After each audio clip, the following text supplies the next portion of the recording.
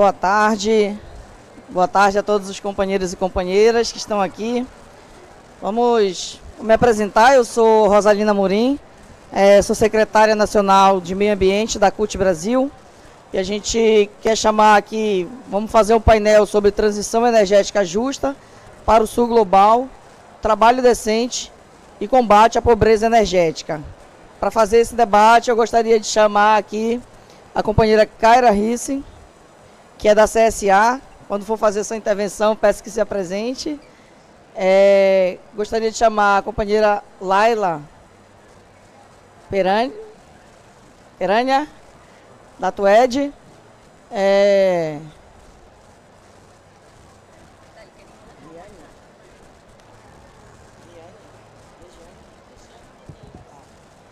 Gostaria de chamar a companheira Regiane Medeiros, da Marcha Mundial de Mulheres.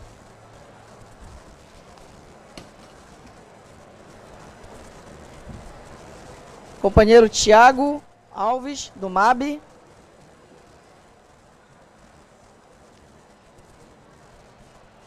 E a companheira Ticiana Álvares, do INEP.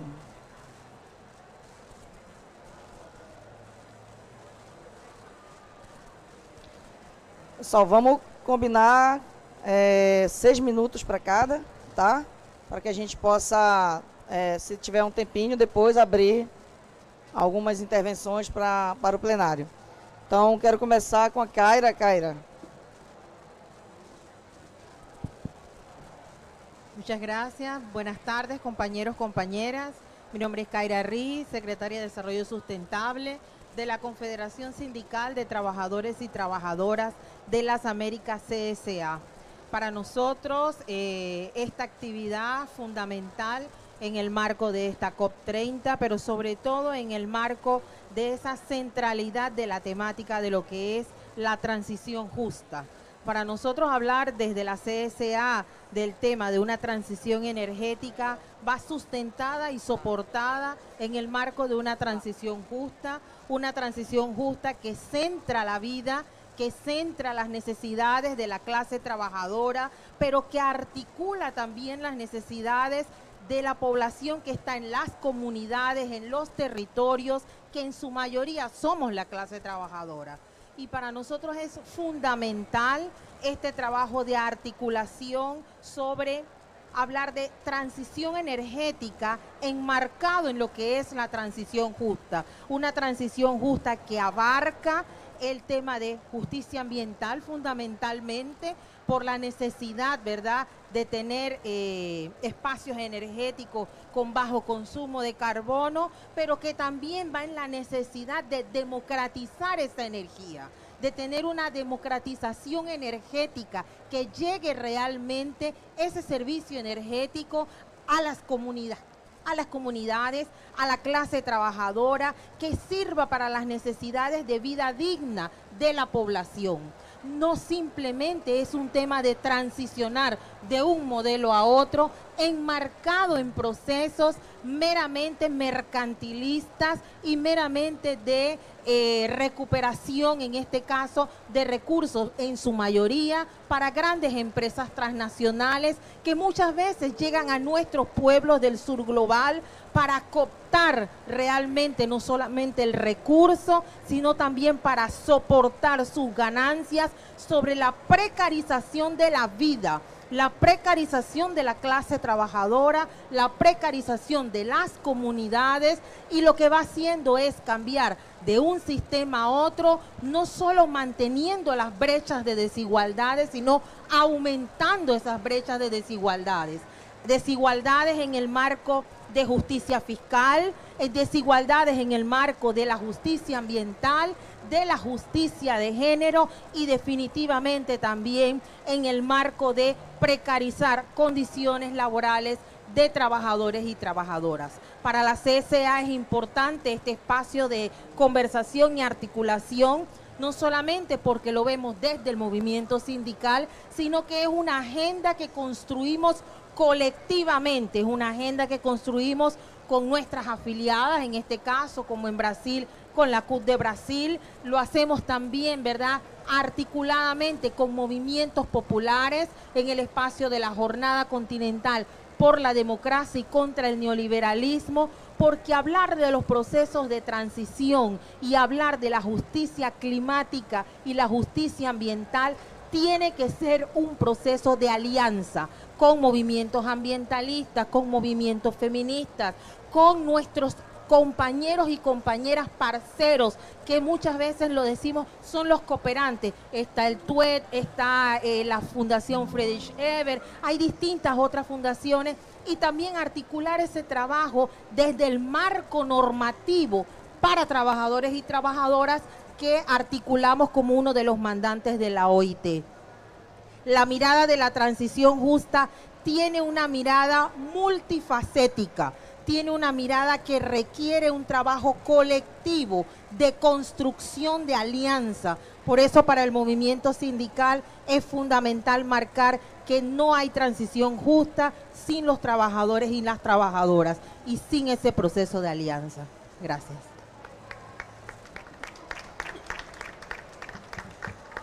Obrigada, Kaira. Quero passar, só para passar uma informação, o fone de ouvido aqui, ele tá para tradução, mas também ele ajuda para isolar o ruído lá de fora. Quem quiser, precisar usar, fica bem melhor para escutar. Quero passar agora a palavra para Lala Perânio, da TUED. Vai ter apresentação, né?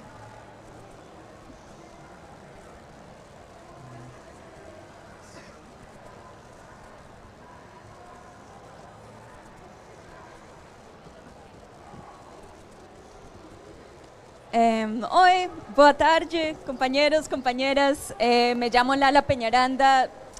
Muchas gracias, compañera Kaira. Muchas gracias a la CUT Brasil por organizar este espacio. Bueno, entonces voy a hablar de un enfoque particular de la transición justa que complementa todo lo que dijo la compañera Kaira y que en la red de TUED lo llamamos el camino público. Entonces, rápidamente, TUED es una red de 130 sindicatos en 50 países que lucha por la defensa de la propiedad pública en transición energética. Y propiedad pública puede ser estatal, municipal, comunitaria, se pueden complementar, pero siempre sacando la necesidad, entre comillas, de lucro de la ecuación del cambio climático. Entonces, como sabemos, estamos viviendo no una transición energética actualmente, pero una expansión energética hasta el año 2024, en el cual claramente vemos que no estamos realmente reemplazando nuestras fuentes energéticas, sino que estamos agregando energía renovable a una matriz energética global que sigue siendo basada en energía fósil.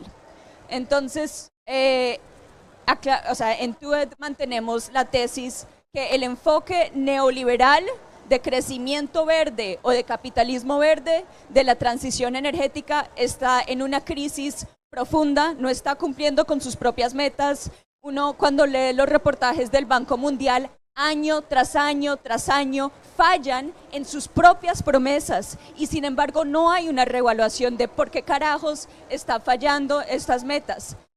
La receta de que la transición tenga que venir con lucro, tenga que generar lucro para los privados, tenga que ser un negocio para los grandes capitales multinacionales, es la razón por la cual no estamos viviendo una transición energética. Y por eso decimos que necesitamos una alternativa, un enfoque totalmente estructuralmente diferente y lo llamamos el camino público. Entonces el camino público tiene diferentes facetas, como decía la compañera Kaira. La consideramos, bueno, que la transición justa tiene que ser pública, soberana, diversificada, sindicalizada y popular, o democrática y popular. Y entonces el primer punto, pública. Es muy importante esto. Actualmente en América Latina, esto es trabajo de Libby Gervasi del SICTAR, Casi el 80% de las 67 mayores empresas de energía y electricidad de América Latina son de propiedad privada. Solo 13 están en manos del Estado y de las 67 mayores, 40% están controladas por empresas energéticas. Es decir, no tenemos control sobre nuestra propia energía. Está en manos de una lógica de mercado y una lógica de mercado multinacional. Entonces, cuando hablamos de público, hablamos de algunos de estos puntos, ¿no? La necesidad de cumplir con el derecho a la energía, de revertir las leyes y directivas neoliberales que afectan al sector, bueno, eléctrico o de gas y petróleo, lo que sea. Hacer cumplir un nuevo mandato a favor de los ciudadanos. Sabemos que lo público no es solo cuestión de propiedad, sino que también tiene que ser un mandato, que se cumpla, que las empresas públicas cumplan con le cumplan a las necesidades del pueblo. Y estoy viendo el tiempo, entonces voy a avanzar un poco. Cuando hablamos de soberanía, sabemos que nuestras economías están basadas en la exportación de materia prima. Hablamos de la necesidad de exportar, de diversificar nuestras economías y también de ser más soberanos en el sistema económico mundial. Vemos que la financiación climática está yendo principalmente al norte, es decir, a pesar de que el sur global tiene 80% de la población mundial, actualmente solo el 20% tiene la inversión ecológica. Y esto es porque no existen las oportunidades de lucro en el sur, tanto como existen en el norte. Este es un problema estructural de cómo nos estamos aproximando a la crisis climática. Entonces hay alternativas de cómo financiar esto, pero por cuestiones de tiempo no voy a entrar en ello. Los sindicatos, para ser soberanos, también tenemos que entrar en las minucias de política industrial verde, utilizar herramientas de política industrial verde del lado de demanda, tanto como el lado de oferta. Tenemos que entrar y realmente saber cómo utilizar estas herramientas para en negociaciones y en la construcción de nuestra política económica nacional y regional, saber cómo posicionarnos mejor, cómo tener valor agregado, cómo tener una economía diversificada y no solo basada en la exportación de materia prima. Y sin embargo, no es suficiente la manufactura. Por ejemplo, bueno, voy a decir brevemente que en Estados Unidos, que tiene muchas ventajas que no tenemos en el sur, la precarización del sector de manufactura ha resultado en que 1 en cada 3 trabajadores del sector de manufactura dependen de asistencia alimentaria. Estos son trabajos peligrosos y cuando no son sindicalizados tienen remuneración terrible. Entonces no es suficiente, y ya voy a terminar, tener una política industrial, tener manufactura, tener diversificación.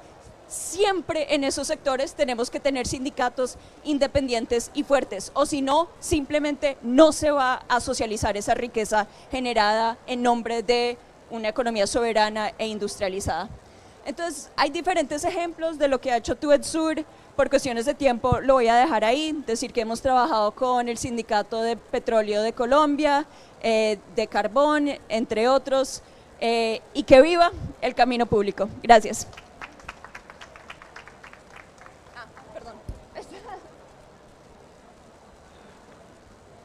Obrigada, companheira Laila. Queria chamar agora Regiane Medeiros, da Marcha Mundial de Mulheres. Olá, boa tarde. Eu vou colocar só 3 pontinhos, porque o tempo é muito apertado, né? Primeiro, eu sou Regiane, sou da Marcha Mundial das Mulheres, sou do Rio Grande do Norte, e é bom estar aqui com vocês trocando ideia. Foi até bom ter passado esse vídeo no começo, né, porque algumas das imagens e das entrevistas foram feitas no estado do Rio Grande do Norte, né? É um estado, inclusive, que tem uma implementação de diversos complexos eólicos e solar que está em grande expansão. Na verdade, o Nordeste brasileiro a gente costuma dizer, do mau sertão, está tomada, né, de eólica e está havendo uma expansão da energia solar. E isso, né, essas imagens, né, que passam no vídeo, né, e as companheiras, elas relatam, né, de que quando as transnacionais chegam no território, né, muitas das vezes os homens, né, elas dizem, os homens visam o lucro, as mulheres querem o bem viver, as mulheres visam o bem viver, visam a defesa do território, visam a qualidade de vida, visam a produção que elas fazem lá no seu território, produção agroecológica, a criação de animais, né, defendem o seu modo de vida, né, e elas colocam o quanto que os homens eles são muito mais suscetíveis aos acordos, né, aos contratos que as transnacionais chegam oferecendo. E essa situação, né, vamos dizer, essa ideia, né, esse modelo de transição energética que está colocado, né, que a gente chama de falsa solução, ela chega no território e ela causa grandes impactos, né? As próprias imagens que passam no vídeo, né, colocam o quanto que ela gera de desmatamento, o quanto que promove desertificação, o quanto que promove desterritorialização, né? Então, as pessoas, depois que são implementados esses complexos, e eu chamo complexo, eu não chamo parque, porque parque dá a ideia de lugar legal, de lugar de se divertir e tal. Acaba com a pesca artesanal, né? Então, com essa ideia hoje da energia offshore, ela impede que os pescadores e pescadoras que vivem da pesca artesanal, que pescam ali no entorno, não possam mais pescar, né? E aí, se a gente for falar de impactos diretos na vida das mulheres, né? Esse próprio que a gente chama da desterritorialização, que as pessoas não conseguem mais ter o seu lugar de vida, de produção, de convivência, muitas das vezes tem que sair para outro lugar, para outra comunidade. A própria prostituição, né? Então, lugares onde são implementados esses complexos, eles aumentam a prostituição, aumentam os impactos negativos sobre a vida das mulheres. E aí, é importante colocar uma coisa, assim, recentemente, né, a gente quando passa nos lugares onde tem muitas torres de energia eólica, a gente vê as torres paradas, né? E por que aquelas torres estão paradas? E aí, recentemente, em audiências públicas, essas empresas transnacionais, elas têm colocado que a rede está sobrecarregada. E elas dizem que a rede está sobrecarregada, mas não é culpa delas. A culpa é porque elas dizem que existe as pessoas, a população, de forma desordenada, tem colocado energia nas suas casas. Então, não são aquelas torres gigantes que conseguem licenças muito facilmente, que não tem um plano de implementação. Não são elas que estão causando, segundo elas, não são elas que estão causando a sobrecarga. E sim, as pessoas, a população, a maioria da classe trabalhadora, que muitas das vezes se endivida para colocar energia solar na sua casa, né? E aí eu já vou finalizando de que a gente defende um modelo de energia renovável e, de fato, um modelo de energia limpa, né? Que ela seja produzida de forma descentralizada, né? E aí tem o exemplo, né, da ASA, que é a Articulação do Semiárido Brasileiro, que propôs ao governo brasileiro 1 milhão de tetos solares. Então, nós acreditamos que a energia ela deve ser produzida de forma descentralizada, que fique no local, e não a energia que as transnacionais, a partir desses complexos, que elas vão para fora. E outra coisa, nós queremos E aí eu tô com um bottom aqui, queremos a Caatinga viva, porque tem acontecido um desmatamento desenfreado e nós queremos, é necessário para essa produção de energia justa também que exista o reflorestamento dos biomas. Mas nós não queremos o reflorestamento dos biomas para virar... faltou a palavra agora. Para virar crédito de carbono. Nós não queremos o reflorestamento, não queremos o recatingamento para virar crédito de carbono. Nós queremos e precisamos do reflorestamento para devolver o bem viver para as populações, né? As mulheres têm relatado o quanto que a temperatura nas suas comunidades e nas cidades tem aumentado, né? Tem cidades que já... Tem cidade no Rio Grande do Norte, por exemplo, que tem a previsão de implementação de energia solar e que não vai restar quase nada de mata nativa, né? Então, nós precisamos do reflorestamento, nós precisamos de fortalecer a produção agroecológica, a produção de alimentos saudáveis, né? Precisamos defender o território. É importante fortalecer a auto-organização e a autonomia das mulheres. E aí nós dizemos que nós queremos justiça climática com os povos no centro e não ao contrário, né? Hoje nós temos uma agudização do conflito capital-vida, aonde o lucro está no centro. Então, para a gente promover uma transição energética justa, a gente tem que ter uma inversão na nossa sociedade, que é colocar o povo no centro, que é colocar a natureza no centro, que é colocar o território no centro e não o lucro. É isso, seguiremos em marcha até que todas sejamos livres. A gente fica pressionada pelo tempo. Obrigada, Rejane. Quero chamar agora Thiago Alves, do MAB.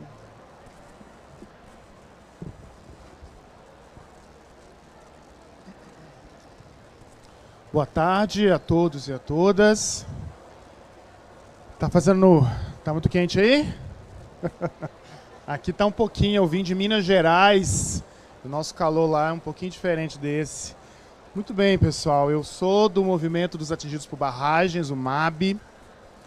Muito feliz e muito privilegiado de estar aqui numa mesa tão representativa de mulheres discutindo energia, né? E isso é muito raro, né? Frequentemente, em todos os espaços que nós vamos, quem está discutindo esses assuntos são homens que estudam, que estão à frente e tal. E aqui tem esse peso. E eu vim aqui também compartilhar. Dizer que quem estaria aqui seria Elisa, também do MAB, mas que ela não pôde vir, eu vim também compartilhar. Tudo sobre esse assunto já foi dito aqui. Vamos evitar repetir. Eu queria só compartilhar com vocês uma coisa. Hoje eu estava escrevendo um texto para o MAB. Eu também sou jornalista e, entre outras tarefas, também escrevo uma rápida pesquisa sobre a República Democrática do Congo, especialmente sobre uma região que tem um complexo de barragem em Ngá, no Rio Congo. E aí eu estava vendo quanto é que chega de energia para aquela região, para as comunidades. Será que a energia chega para os atingidos? E aí eu fui vendo na média do gasto individual de cada morador no estado do Congo, comparado com cada morador do estado da Bélgica, que tem um histórico terrível ali naquela região, e de cada morador nos Estados Unidos. Então, numa conta rápida, cada cidadão da Bélgica gasta 42 vezes mais energia do que o cidadão do Congo, matematicamente falando, com dados oficiais. Nos Estados Unidos é 81 vezes mais o que o cidadão americano gasta ou tem acesso a energia superior ao estado do Congo. Aqui é um dado breve, superficial, que prova o que nós estamos dizendo aqui sobre democracia, a democratização do acesso às fontes energéticas e ao que é produzido por ela. Esse é um ponto muito importante. A ausência de políticas que trabalhem na política pública de cada estado a distribuição dessa energia elétrica, mas também a invisibilização dos atingidos pelo sistema energético no sentido amplo. Esse é um ponto muito importante. Em todos os países há atingidos, mas a condição dos atingidos, dos países em desenvolvimento, dos países que foram vítimas da colonização, como nesse caso aqui, nesse exemplo breve da Bélgica, e da escravização negra, o efeito disso nas sociedades é muito pior, é muito mais profundo, gerando mais mortes, mais adoecimentos e mais exclusões, sobretudo das mulheres atingidas. E os dados mostram isso. Eu vim de uma região da bacia do Rio Doce, onde eu moro e onde eu acompanho os danos dos crimes da Vale naquele estado, sobretudo na bacia do Rio Doce, e nós vamos ver que quem morreu foi justamente essas populações. Os que não foram reparados, os que perderam suas casas, os que estão adoecendo até hoje, são justamente essas populações. Então, diante disso, só reafirmando o que já foi dito aqui de forma muito exata. Primeiro, para avaliar isso, nós precisamos compreender o sistema mundo e todas as relações de colonização e de imperialismo, senão nós não vamos compreender quem produz a energia, para onde ela vai, quem está ganhando com ela. Isso é muito importante. Muito menos vamos entender quem são os atingidos e as atingidas por esse modelo. Segunda coisa é que nós temos que ter um caráter de luta nesse contexto, que ele seja necessariamente anticapitalista, antipatriarcal e antifascista. Nós não podemos fazer um debate que seja superficial, apenas no campo das opções técnicas, porque a técnica é infinita se nós decidirmos fazer. É, sobretudo, uma discussão sobre modelo de sociedade, sobre um modelo de produção. Quem produz, onde produz e para onde vai a produção. E quem controla a propriedade. Para discutir energia e transição justa, nós precisamos discutir a propriedade privada. Quem comanda, quem controla e quem fica com o lucro. Em terceiro, nós precisamos construir, a partir dessas lutas, a pressão nos estados nacionais para que haja compromissos de Estado no reconhecimento dos atingidos e atingidas e que haja política pública para a sociedade, principalmente para os trabalhadores, na reparação dos danos e no acesso à energia. A democratização precisa de política pública. Essa política só sairá fruto da luta de massa dos trabalhadores. E essa é uma tarefa muito importante, e é por isso que nós estamos aqui nessa aliança com tantos outros que participem também. Como o Mab sempre falou, água e energia não são mercadorias. Obrigado. Muito obrigada, companheiro Thiago. Quero chamar agora a Tiziana Álvares, que é do INEP. Alô. Bom dia a todos e todas. Queria, em primeiro lugar, agradecer a CUT pelo convite para fazer parte desse importante debate. Cumprimentar aqui as gurias e o guri. O INEP está lançando aqui nessa COP o Observatório do Óleo e Gás, Soberania Energética e Transição Justa no Brasil. Por que a gente trouxe essa iniciativa? Eu queria pedir para passar aqui, está no primeiro slide, passando o slide. Por que a gente lançou essa iniciativa? Por que a gente está lançando e trazendo esse tema para ser lançado aqui na COP30? Porque ao pensar o conceito da transição justa, que aliás é um conceito oriundo do movimento sindical na década de 70, mas ao tentar trazer esse conceito para o Brasil, para entender a transição justa no Brasil, a gente percebeu o quanto a gente estava importando os interesses nacionais dos outros países ao pensar a transição justa no Brasil. Então, o INEP está propondo, com o observatório, justamente trazer dados, pensar indicadores e estimular o debate sobre o setor de óleo e gás no Brasil na perspectiva da transição justa. E a primeira conclusão que a gente chega é que para que a transição seja justa no Brasil, o setor de óleo e gás ele precisa ser incluído e não excluído desse debate. O setor de óleo e gás que representa uma importância muito grande no PIB nacional, no PIB industrial, que tem empregos de qualidade, precisa ser parte da solução e não só o problema do setor energético e da descarbonização. Pode passar, por favor.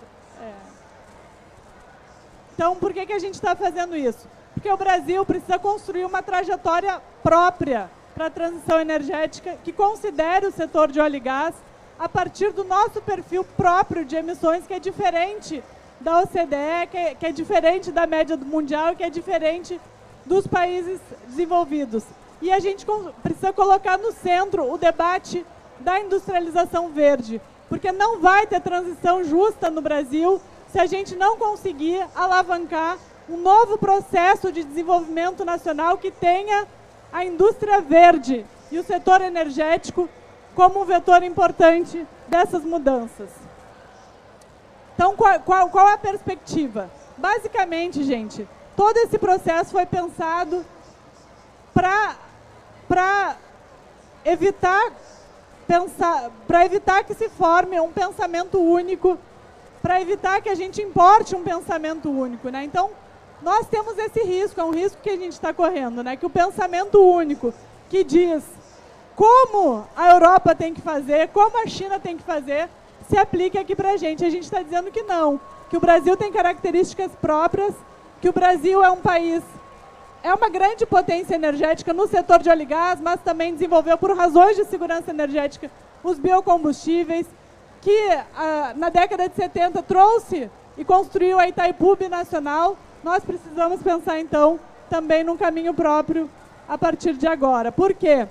Porque, basicamente, trazendo alguns números para o debate, o setor de óleo e gás representa só 2% das emissões no segmento de exploração, produção e refino, mas representa 44% da oferta interna de energia.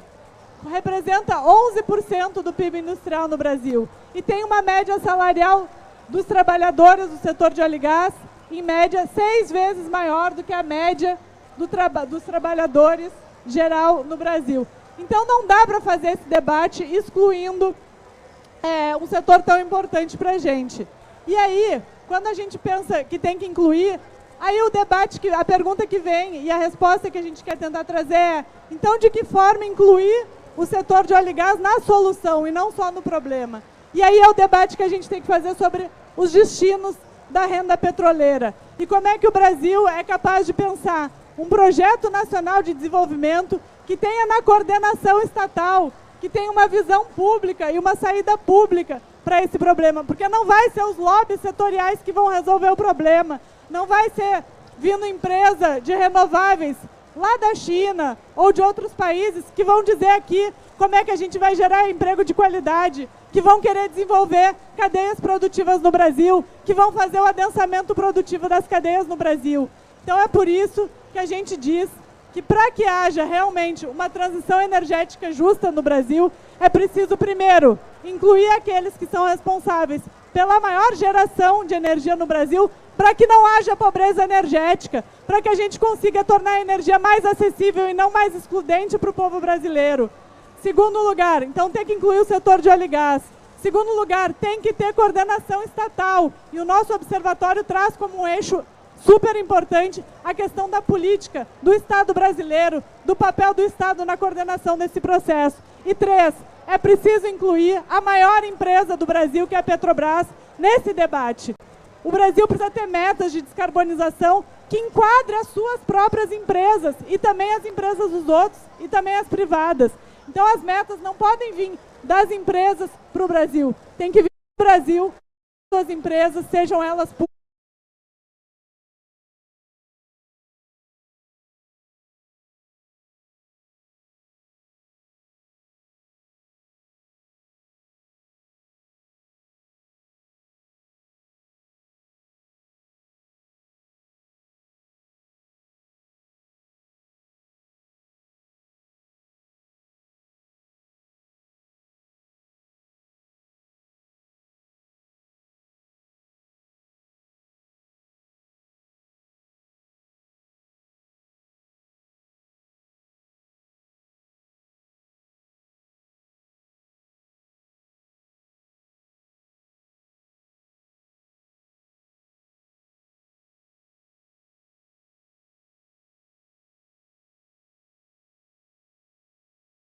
Realizado também a partir do Instituto Lavoura, um modelo de transição energética injusta, o caso das usinas eólicas em Serra do Mel, Rio Grande do Norte, tá? Que a companheira aqui até da Marcha Mundial de Mulheres citou aí os casos que ocorrem lá.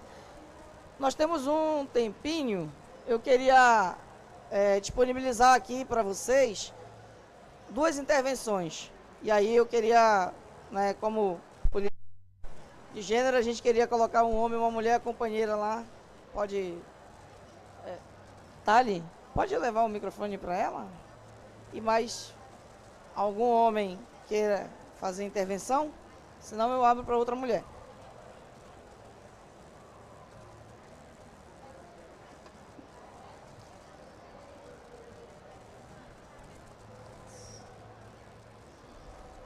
Boa tarde a todas as pessoas.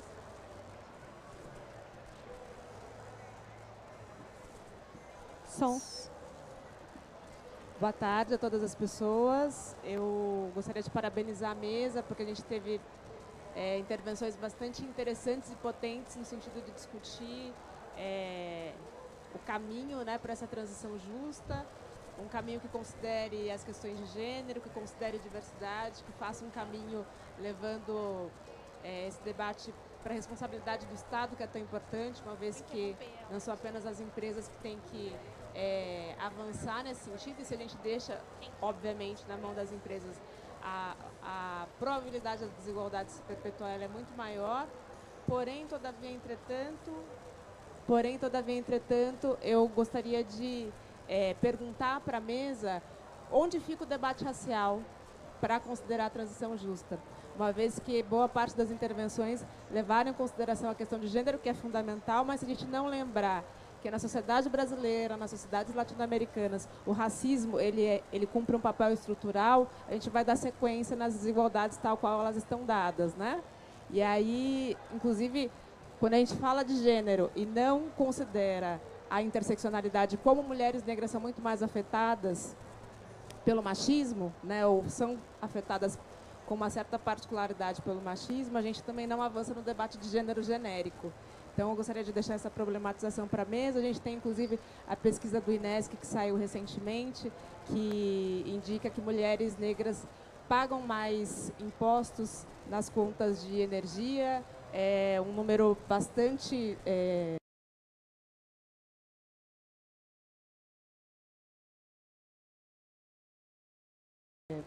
desproporcional com relação ao investimento de homens brancos nas contas elétricas e como que nós, mulheres negras, trabalhadoras negras, e mulheres negras que inclusive são a maioria da população no Brasil, são incluídas nessa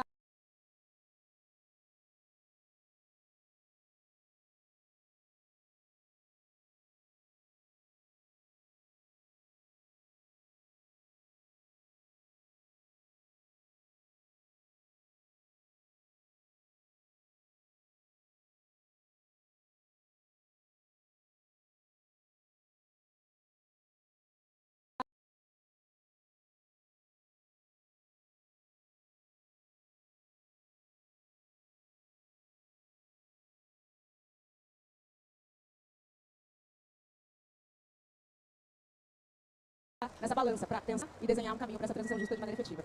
Desculpa, eu acabei não me apresentando. Eu faço parte do CERT, que é o Centro de Professora e Consultora. Se você pensar que perto de 70% das emissões do Brasil são relacionadas a emissões da mudança do uso do solo, desmatamento e queimada, e mais o setor agrícola e pecuário, então esses 2% de emissões realmente vai subir para 10, 15, 20, não sei. Teria que fazer a proporção. Então, eu gostaria realmente de conhecer o programa de vocês e ver onde efetivamente vocês estão apontando para efetivar essa justiça climática.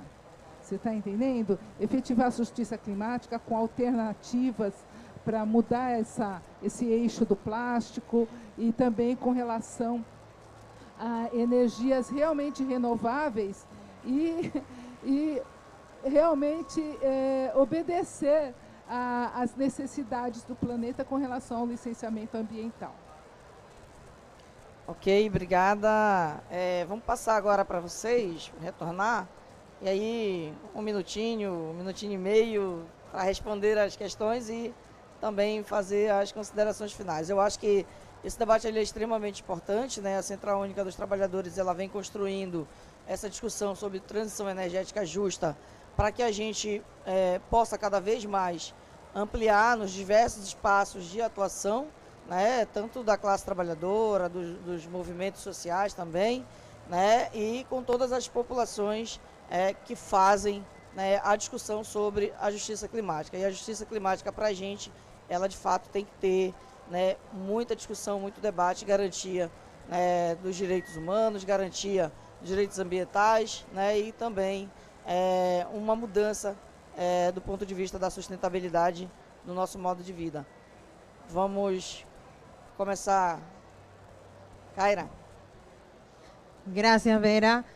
Yo voy a tratar de tomar algunos aspectos de lo que han planteado. Primero lo que dice la compañera con respecto al tema racial. Creo que hay muchas interseccionalidades que hay que considerar dentro del tema de transición justa y sobre todo en el tema de transición energética, esa democratización y realmente el acceso a lo que es la energía de trabajadores y trabajadoras, pero que impacta de manera diferenciada a la población migrante, a la población afrodescendiente, a la población de pueblos originarios, a los que están realmente en esas comunidades donde se introducen estas empresas transnacionales a extraer esas riquezas, ¿verdad? A extraer esos recursos. Yo sí quisiera plantear desde el movimiento sindical, hay una gran discusión en el tema de transición justa.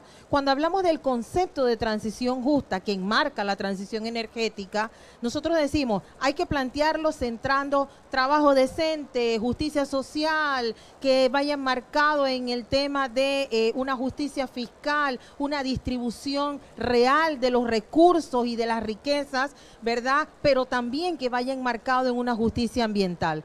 Todo eso se escucha muy bien, pero no podemos dejar de lado el trabajador y la trabajadora que hoy está en el proceso de transición, que hoy ven que pierden 4.000 trabajadores sus puestos de trabajo, que no hay procesos de reconversión, ¿verdad? O de recualificación de esos trabajadores para que ellos estén en nuevos puestos de trabajo con el tema de lo que implica la transición, porque la transición va a impactar el tema demográfico, por los temas ambientales hay un empuje hacia el tema migratorio, hay un tema también de cambia el mundo del trabajo con la tecnología y las nuevas tecnologías. Entonces hay todos unos procesos que está dejando cada vez más atrás al trabajador y a la trabajadora, está precarizándose más el mundo del trabajo que hoy defendemos la clase trabajadora. Hablamos de salario justo, de negociación colectiva, de organización sindical, pero también estamos viendo que muchos de estos procesos que le ponen colores, verde, azul, todos los colores que quieran, no están centrando realmente las necesidades de la población, las necesidades de las comunidades, ni de los trabajadores y las trabajadoras.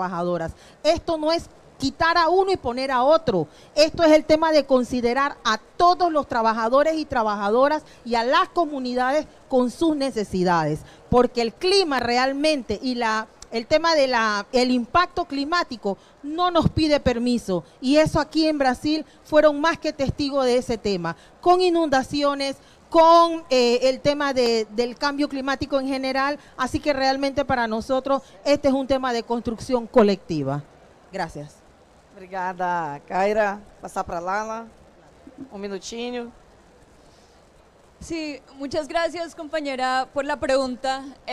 Creo que, o sea, hemos visto las consecuencias de cuando el sindicalismo se reduce a la fuerza laboral de manufactura tradicional, blanca, de hombres. Hemos visto la minucia a la cual ha llegado, y realmente la lucha tiene que ser que el sindicalismo se abra y incluya a las coaliciones, a los frentes amplios, a las fuerzas populares, a las economías populares, y por supuesto que incluya ni siquiera una perspectiva, que sea un eje transversal la justicia racial. en el sindicalismo somos muy buenos diciendo lo que no queremos. Sabemos que cuando hablamos de soluciones feministas o de justicia racial al sistema ambiental y energético, estamos en contra del neoliberalismo. No es suficiente tener representación en las cúpulas de las empresas estatales. Sabemos que rechazamos el capitalismo, el patriarcado, el racismo, el colonialismo, el imperialismo, que todas estas son estructuras que dictan los límites y las posibilidades de nuestras luchas bajo este sistema. Ahora, lo que no somos tan buenos en el sindicalismo es a favor de qué, qué queremos, hacia qué vamos a luchar. Y creo que ahí es donde vemos los vacíos de la lucha de justicia racial, de la lucha feminista, anticolonialista, etcétera. Y en el camino público creo que uno de los temas que se cruza mucho con justicia racial es, uno, que el sindicalismo luche por formalización de trabajos. En América Latina, en Colombia, tenemos el 60% de nuestros trabajadores en la fuerza informal. O sea, ¿de qué estamos hablando cuando hablamos del trabajo si no estamos incluyendo las fuerzas informales? Cuando incluyemos las fuerzas de cuidado, de educación pública. Esos son los sectores de la economía que van a garantizar una estabilidad laboral, una base social que realmente disminuya las brechas de desigualdad, pero que también son sectores de descarbonización. O sea, hablemos de estos sectores, de la reforma agraria, por el amor de Dios, en Colombia, en Brasil. Estos son temas muy claves y que las soluciones las necesitamos hoy. O sea, en Colombia tenemos y con esto termino, uno de los marcos regulatorios más avanzados en la región de comunidades energéticas. Y esas comunidades energéticas no son la solución perfecta para un sistema que ha sido desfinanciado desde adentro, ha sido privatizado, pero sí es la solución para muchas comunidades rurales, racializadas, hoy. Entonces, tenemos que poder luchar por soluciones que no prometen un sistema diferente a 40 años, algo utópico a 50 años. Hoy, materialmente, el sindicalismo tiene que trabajar tiene que mejorar la calidad de vida de la clase trabajadora. No pueden ser promesas a futuro, pero sí tenemos que construir y reclamar esa capacidad de planear nuestro sector energético. Hay mucho que decir, pero gracias por plantear la pregunta. Obrigada, Laila. Queria passar agora, gente, a gente tem pouquinho tempo mesmo, tá? Tenta chegar um minuto. Regiane. Bom, nós da Marcha, né, a gente constrói um feminismo popular militante e nós dizemos nas nossas análises, né, a gente diz que a gente não pode olhar para a sociedade, não pode olhar para a desigualdade, não pode olhar para a pobreza, né, não pode pensar o feminismo sem pensar 3 questões juntas, que é a questão de gênero, classe e raça. Então, esse debate, essa análise, ele tem que estar integrada, né? E quando a gente faz, a gente não muda uma coisa sem mudar a outra, né? Então, às vezes nós dizemos assim, as mulheres têm que lutar pelo feminismo, mas não tem que se preocupar com o capitalismo. Então, a gente diz que a gente tem que mudar tudo junto, né? E a questão do racismo também. Então, esse debate, ele tem, ou a gente transforma a sociedade, ou a gente muda ela por completo, ou a gente não muda.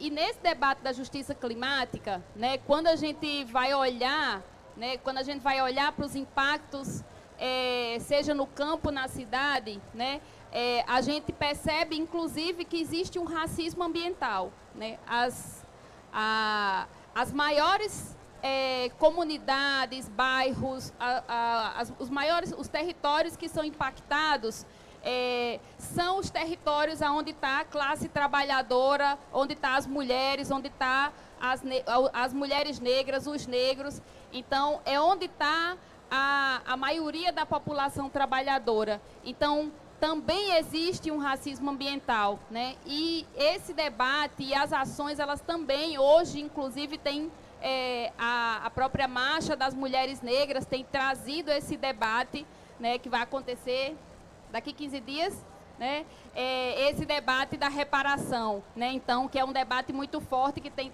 sido trazido pela Marcha das Mulheres Negras. Mas é isso. Obrigada, Rejane.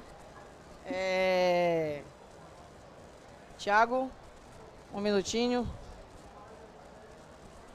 Muito bem, agradecer as perguntas, dizer, como foi dito aqui, a companheira, que é uma provocação muito importante, já, dizer que o movimento criou recentemente um coletivo de relações raciais do MAB, dos atingidos, justamente para no nosso campo de atuação aprofundar isso. E aqui nós não falamos pelo tempo, mas é um tema fundamental e por isso nós citamos o Congo como uma referência geral para esse debate. E não há condição de compreender a sociedade e de construir qualquer luta de massa sem considerar patriarcado, classe e raça. Para nós isso é fundamental. É um nó, né, que está amarrado um no outro e sem isso não tem como puxar a transformação social. E esse é um tema que precisa ser exposto e precisa ser desenvolvido, porque a nossa base do MAB, por exemplo, é 60% informal e 80% de negros e negras, inclusive na região sul do Brasil. Então, para nós, esse é um tema muito importante. Obrigado. Obrigada, companheiro Tiago. Tiziana. Obrigada. Rapidamente, tentando responder aqui também, só queria dizer assim, o Brasil é o 6º país que mais emite gases de efeito estufa. O Brasil precisa encontrar o seu caminho para solucionar esse problema. A companheira já trouxe aqui os dados, né, dos setores que mais emitem, mas o setor energético precisa também dar sua contribuição. Dentro dessa contribuição, nós não podemos continuar fazendo o que foi feito até aqui, porque a gente trouxe aqui, né, todo mundo falou, a diversificação da matriz energética no Brasil não gerou emprego, não gerou novos empregos decentes, não trouxe benefícios para as comunidades locais, não combateu a pobreza energética, pelo contrário. Então, o que nós temos que fazer é olhar para a nossa realidade e enfrentar esses problemas a partir dos territórios, combater a desigualdade regional, combater o racismo ambiental e, principalmente, gerar empregos de qualidade, desenvolver indústria, que é o que gera emprego de qualidade. Porque, senão, pessoal, a gente vai ajudar a reduzir a emissão de gases de efeito estufa no Brasil, mas a gente vai continuar criando mais contradições sociais para o nosso povo, vai aumentar as desigualdades regionais e isso certamente não vai ajudar o Brasil a ser um país melhor, mais desenvolvido, mais soberano, enfim, e livre. Obrigada. Obrigada, gente. Só agradecer mesmo a presença de vocês que fizeram essa palestra e quem ficou assistindo com a gente. Muito obrigada e vamos juntos aí construindo um novo mundo.